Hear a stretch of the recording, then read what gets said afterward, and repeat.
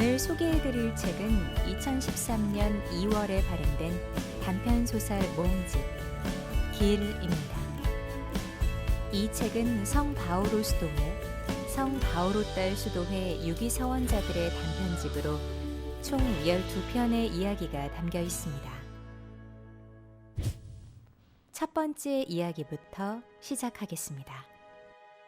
영혼의 고리. 김동현 요나수사. 꿈을 꾸었다. 악몽이다. 꿈의 내용은 잘 기억나지 않지만 마지막 장면은 선명하게 남아있다. 사촌 동생이 물에 빠졌다. 나는 동생을 구하기 위해 달려가지만 동생은 물살에 휘말려 떠내려가고 있다. 동생이 머리를 들자 그의 눈과 나의 눈이 마주쳤다. 그런데 동생의 얼굴이 아니라 나의 얼굴이다. 나는 소름이 끼쳤지만 그래도 동생을 구하기 위해 달려간다.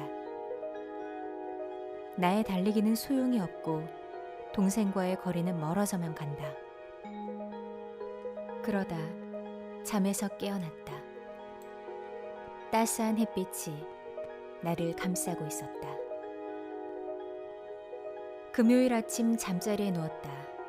엄마의 잔소리가 시작이다. 아니, 밤에 잠을 자야지. 밤새 오락만 하고 아침에 잠을 자니? 아무 대꾸가 없이 나는 그냥 이불 안으로 들어와 엄마가 무어라 말하든 잠을 잤다. 내가 이 생활을 한 지 벌써 1년. 밤에 잠을 자고 싶어도 잠을 이루지 못한다. 나의 영혼을 악마에게 팔았기 때문이다. 그 이후 밤에 잠을 자면 항상 악몽을 꾸기 때문에 밤을 꼬박 새우고 아침이 되어야 잠이 든다. 나의 고통을 아는 사람은 없다. 아무에게도 말하지 않았기 때문이다. 이렇게 잠을 자도 가끔은 악몽을 꾼다. 시계를 보았다. 11시 30분. 3시간을 잔 것이다. 찌뿌둥한 몸은 일어날 기미가 없다. 나는 일어나지 못하고 그냥 눈을 감았다. 두려움이 온몸을 감싸기 시작한다. 일어나야 하나? 엄마가 말하였다. 잘 때 자더라도 점심이나 먹고 자라. 눈을 떴다. 12시가 조금 넘었다. 점심을 핑계로 이불을 박차고 일어나 밥을 먹었다. 밥을 먹는 동안 악몽의 두려움은 나를 떠나갔다. 다시 침대로 가 잠을 잤다. 눈을 뜨니 6시가 되었다. 엄마는 또 어디 가셨는지 집에 없다. 아마도 성당에 가셨을 것이다. 씻고 밥을 먹었다. 그리고 PC를 켰다. 하루의 시작이다. 나는 PC 게임으로 돈을 번다. 매일 얼굴을 모르는 사람들을 전장에서 만난다. 우리들은 몹들에게 칼로 찌르고 화살을 쏜다. 그리고 힐러는 다친 이들을 치유한다. 그들 대부분은 일을 마치고 집에 들어와 게임을 하는 사람들이다. 이 게임은 혼자 하기가 무척 힘이 든다. 그래서 사람들은 다른 이들과 연합해서 하는데 12시가 넘어가면 게임을 하는 사람이 급격하게 줄어든다. 그러나 나와 매일 밤을 지새우는 한 사람이 있다. 그는 빛의 천사라는 힐러다. 나는 그의 이름이 무엇인지 성별이 어떻게 되는지 모른다. 다만 나와 동갑이라는 것을 알 뿐이다. 아침이 밝아온다. 게임을 끝내고 침대에 올라가 누웠다.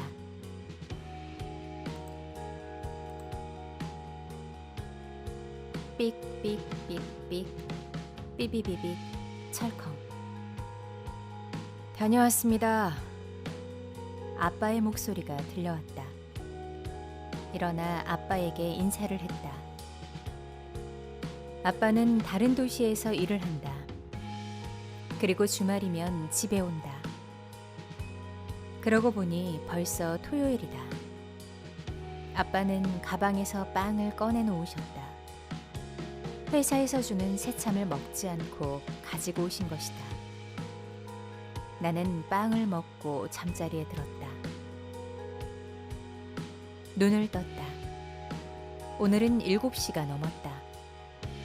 씻고 밥을 먹었다. 그리고 PC를 켰다. 문 여는 소리가 나고 술 취한 아빠의 음성이 들려왔다. 아빠의 지겨운 술 취한 음성. 정말로 싫다. 어릴 적 우리 집은 시골이었고 부모님은 과수원을 하셨다. 마을 사람 대부분이 과수원을 하였기에 집이 드문드문 있었다. 초등학교 3학년 때 나는 도랑을 뛰어넘다가 발목을 접질렀다. 학교는 걸어서 30-40분이 걸리는 거리에 있었다. 깁스를 하였기에 아빠가 오토바이로 나를 통학시켜 주었다. 하루는 수업이 끝났는데 아빠가 오지 않았다. 30분을 기다려도 소식이 없어서 목발을 짚고 집으로 왔다. 부모님은 집에 없었다. 나는 녹초가 되어 잠을 잤다. 얼마나 잤는지 모르겠다. 집에 돌아온 아빠는 나를 깨웠다. 아빠는 술이 잔뜩 취해 있었다. 나는 술에 취한 아빠가 싫었다. 자는 척했다. 아빠는 화가 났는지 나를 안아서 창밖으로 내던지려 하였다. 나는 혼비백산하며 일어났다. 아빠는 밖에 나가서 닭을 잡아오라고 했다. 그리고 말 안 듣는 사람은 어떻게 해야 되는지 보여주겠어 라고 하였다. 나는 밖으로 나가 닭을 잡으러 다녔다. 내가 닭을 잡지 못하자 아빠는 나가버리셨다. 깁스한 발로 닭을 잡으러 다니는 나를 보고 지나가던 옆집 아저씨가 집으로 와 아빠를 데리고 나가셨다. 나는 그 사실도 모르고 계속 잡히지 않는 닭을 잡으러 돌아다녔다. 엄마가 들어오고 나서야 나는 그 일을 그만두었다. 밤늦게 아빠가 들어왔다. 잠자고 있는 나를 깨워서 말을 안 듣는 사람은 어떻게 하는지 보여주겠다고 하였다. 그리고 부엌으로 가서 솥에 기름을 붓고 가스레인지 위에 올려놓고 끓였다. 그리고 닭을 한 마리 잡아오시더니 다리 한쪽을 기름에 넣으셨다. 닭은 날개를 퍼덕이며 난리를 쳤다. 그러나 닭은 아빠의 손을 벗어나지 못하였다. 닭다리는 튀겨져 오그라지고 나서야 기름 속에서 나올 수 있었다. 닭다리를 보여주면서 다음에도 말을 듣지 않으면 기름을 내 귀에 넣어버리겠어 라고 하셨다. 그러고 그 뒤에야 나는 잠을 잘 수가 있었다. 며칠 뒤 나는 깁스를 풀었다. 그리고 밖에 나갈 때마다 그 닭을 보게 되었다. 닭은 쩔룩이며 돌아다녔다. 그리고 무리들과도 잘 어울리지 못하고 항상 뒤처졌다. 그런 닭의 모습을 보면서 나 때문에 그렇게 된 것이라는 죄책감이 들었다.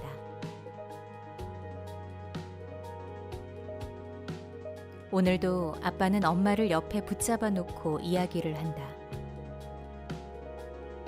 오늘 아파트 회장이 부탁해서 나무를 잘랐는데 503호 김 씨가 왜 나무를 자르냐고 하는 거야. 그래서 내가 회장이 자르라고 해서 잘랐다고 하니까 이번에는 모양이 이상하다고 하면서 시비를 거는 거야. 그래서 내가 한잔 했지. 뭐 그런 일 때문에 한잔을 해요. 좋은 일도 아니고. 엄마도 아빠의 이야기가 지겨우신 듯 좋은 이야기를 하지 않으신다. 아니, 남편이 다른 사람에게 그런 소리를 듣는데 당신은?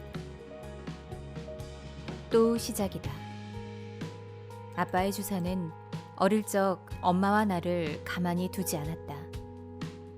저녁 늦게 들어와 잠자고 있는 나와 엄마를 깨워놓고 밤새 이야기를 하셨다. 그런데 더 이상 나를 부르지 않게 되는 일이 생겼다. 고등학교 2학년 봄방학 때 담임 선생님이 전근을 가셨다. 친구들과 나는 선생님 짐을 날라주고 밤늦게 집으로 돌아왔다.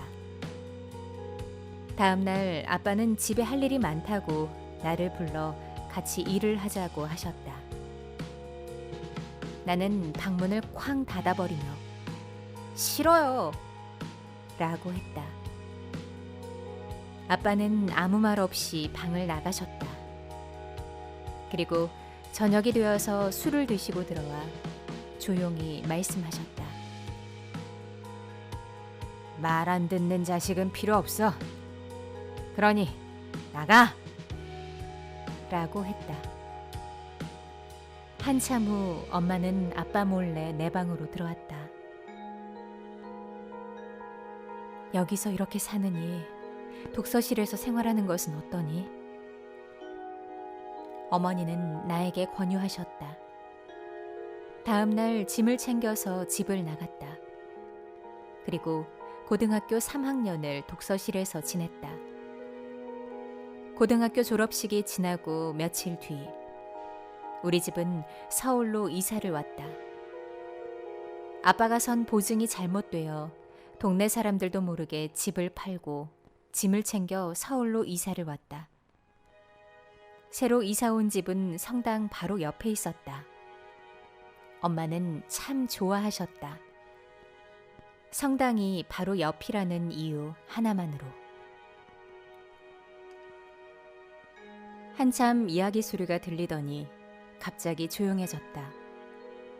그리고 곧 코 고는 소리가 난다. 엄마는 아빠에게 당하고 나면 항상 기도를 한다. 고통을 기도로 버티는 것은 아닐까 라는 생각이 스쳐 지나간다. 내가 밤에 잠을 못 자고 게임을 하면서 버티는 것처럼. 해는 어김없이 오늘도 떠오른다. 엄마는 분주하다. 아빠의 밥상을 차려드리고 성당에 간다. 엄마가 나가는 것을 보고 나는 침대로 갔다. 자고 일어나니 아빠는 출근을 하고 없었다. 엄마는 또 어디 가셨는지 알 수 없다. 아마 성당에 있을 것이다. 한 주가 가고 다시 토요일이 왔다. 아빠가 집에 들어오는 것을 보고 나는 잠을 청했다. 저녁에 눈을 뜨니 아빠는 이미 술을 드시고 엄마랑 이야기를 하고 있었다. 지겹다. 1년 전만 해도 아빠의 주사는 심하였다. 술을 드시고 집에 들어오면 엄마와 이야기를 하셨다. 화가 나면 집안 물건을 때려 부수기도 하고 엄마를 때리기도 하였다. 그러면 나는 달려가 아빠와 싸우기도 하고 말리기도 하였다. 더 이상 나는 아빠에게 일방적으로 당하기만 하던 어린아이가 아니었던 것이다.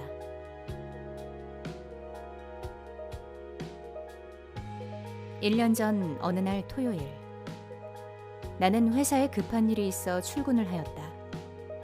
일을 마치고 늦게 집에 들어왔는데 술에 취한 아빠가 엄마와 이야기를 하고 있었다.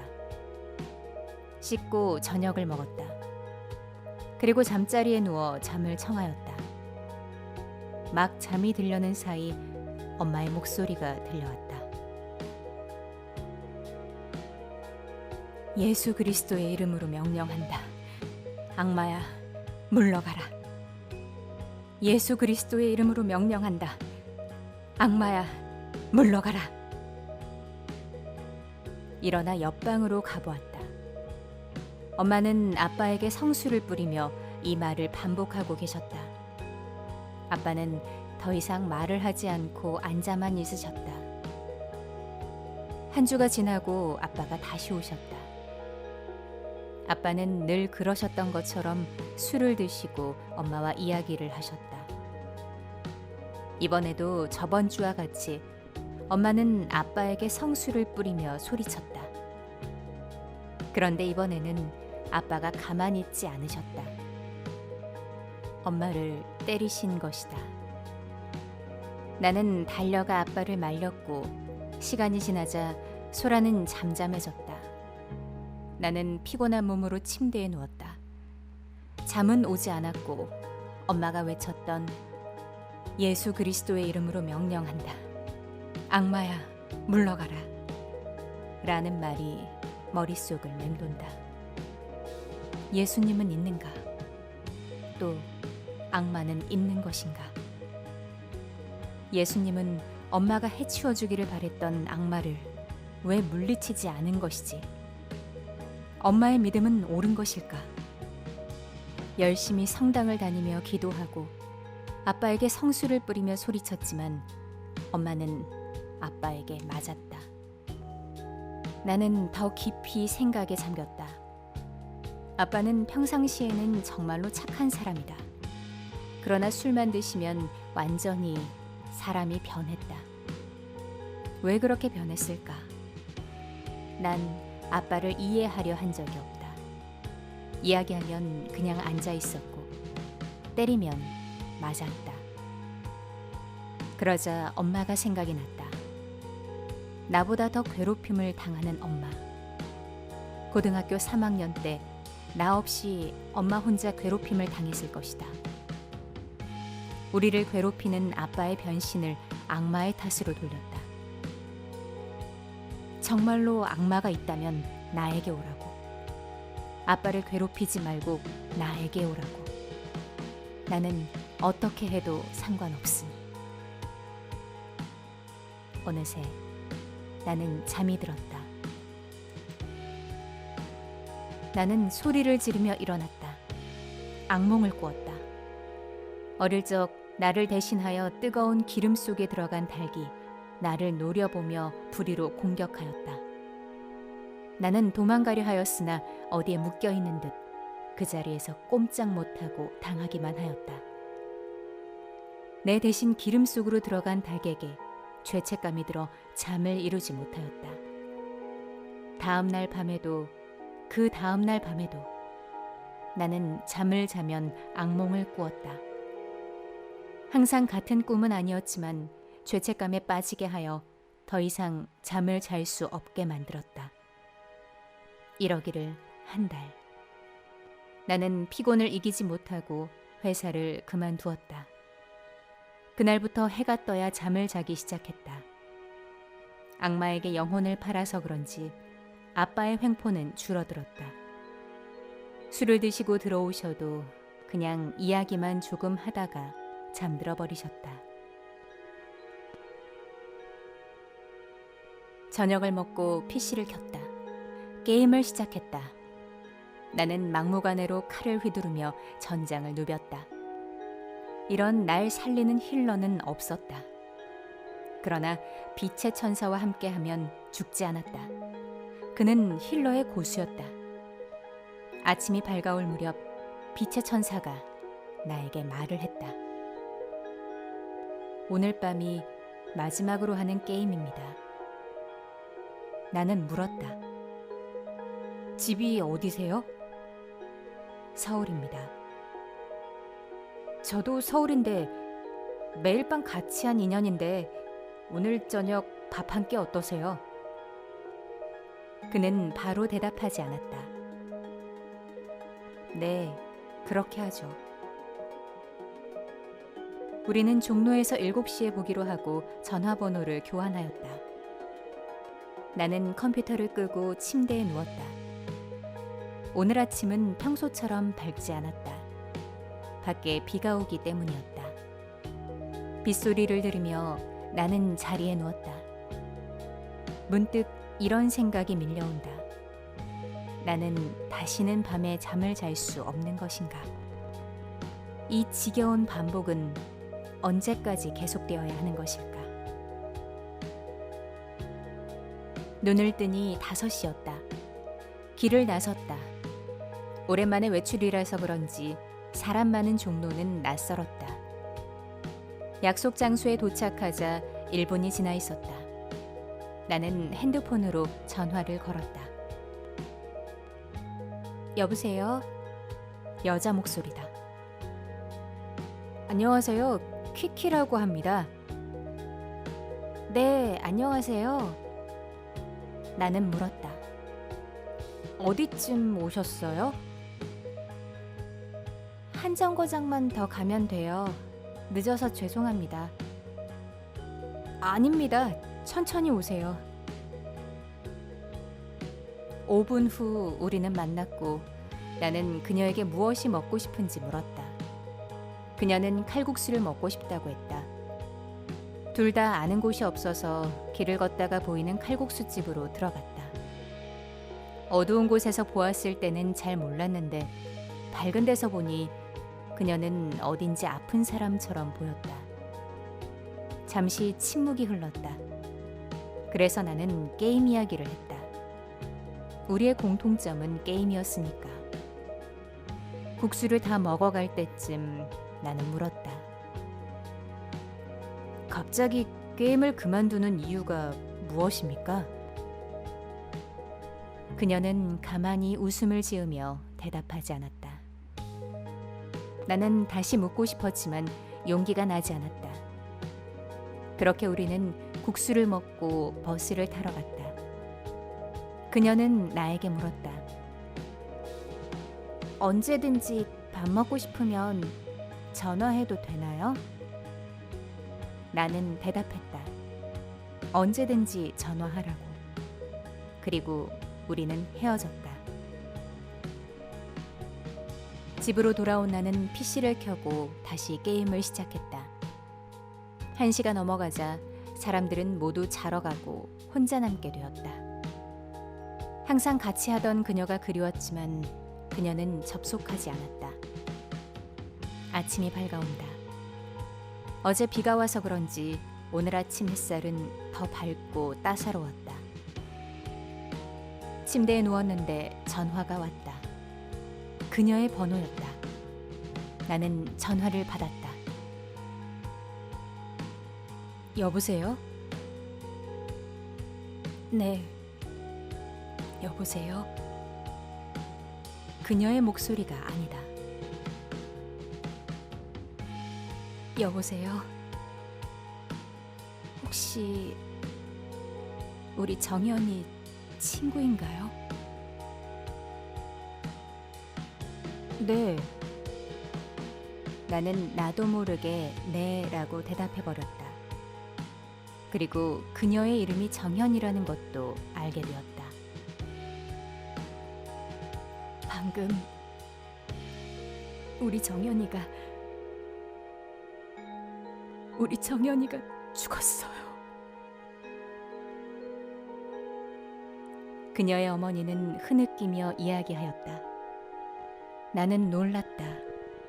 그녀를 안 지는 1년이 넘었지만 직접 본 것은 어제가 처음이었는데.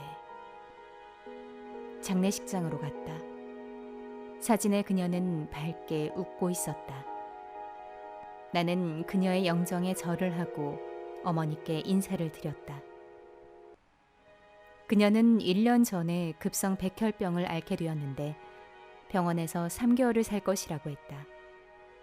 모든 것을 정리한 그녀는 그때부터 게임을 하게 되었다고 한다. 그녀는 엄마에게 엄마, 나는 이 게임이 좋아. 여기서 나는 다른 이들을 치유해 줄 수 있으니까. 그리고 나도 치유될 수 있을 것 같아. 엄마, 그리고 막무가내인 키키를 보면 참 좋아. 무슨 힘이 있어서 그런지 활기차거든. 난 늘 저런 사람과 함께하고 싶어. 어제 그녀는 자신이 죽으면 나에게 밥 먹고 싶다고 전해달라고 하였다. 그녀의 어머니는 병원에서 말한 기간보다 오래 살아서 행복했다고 이야기를 했다. 나는 그곳을 떠날 수가 없었다. 나는 한쪽 구석에 앉았다. 그녀의 장례식이 끝나고 집으로 돌아왔다. 엄마가 무슨 일 있었냐고 물어본다. 나는 대답을 하지 못하였다. PC 앞에 앉았다. 그러나 나는 게임을 할 수 없었다. 침대로 갔다. 잠도 오지 않았다. 그냥 누워서 천장을 본다. 점점 어두워진다. 나는 눈을 감았다. 다른 이들이 나와 게임하기를 싫어한다. 막무가내인 나를 받아주는 이들은 없었다. 그래서 나는 늘 혼자였다. 어느 날 빛의 천사가 나에게 말을 걸어왔다. 함께 하지 않겠냐고. 그녀와 나는 밤새 함께 했다. 눈을 떴다. 아침 햇살이 나를 감싸고 있다. 마치 나를 치유하듯이.